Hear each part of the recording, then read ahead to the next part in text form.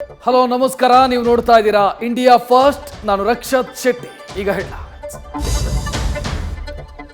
ದೋಸ್ತಿಗಳಿಗೆ ಮಂಡ್ಯ ಕಬ್ಬಿಣದ ಕಡಲೆಯಾಗಿದೆ. ರಾಷ್ಟ್ರ ರಾಜಧಾನಿ ದೆಹಲಿಯಲ್ಲಿ ಮಂಡ್ಯ ಚರ್ಚೆಯ ಮೈಲೇಜ್ ಅನ್ನು ಪಡ್ಕೊಂಡಿದೆ.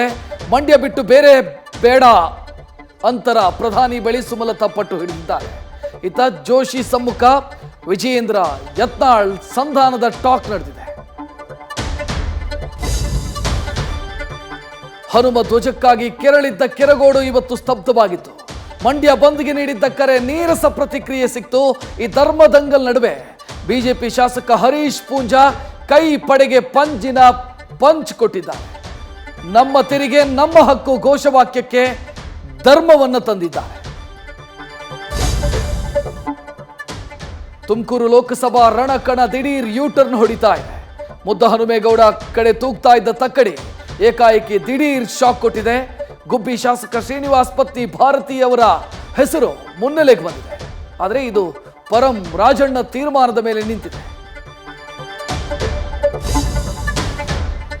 ಎಲೆಕ್ಷನ್ ಹೊತ್ತಲ್ಲಿ ಕೇಂದ್ರ ಸರ್ಕಾರ ಈ ಬಾರಿ ಹೊಸ ದಾಖಲೆ ಬರೆದಿದೆ.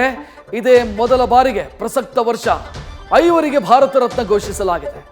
ಮಾಜಿ ಸಿಎಂ ಕರ್ಪೂರಿ ಠಾಕೂರ್, ಅಡ್ವಾಣಿ ಬಳಿಕ ನರಸಿಂಹರಾವ್, ಚೌಧರಿ ಚರಣ್ ಸಿಂಗ್, MS ಸ್ವಾಮಿನಾಥ್ಗೆ ಗೌರವ ಲಭಿಸಿದೆ.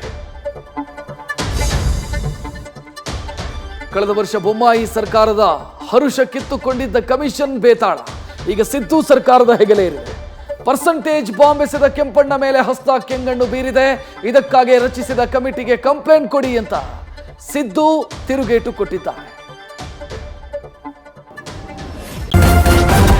ನ್ಯೂಸ್ ಫಸ್ಟ್ ನಿರ್ಭೀತಿಯಿಂದ ನಿಮ್ಮ ಪರವಾಗಿ.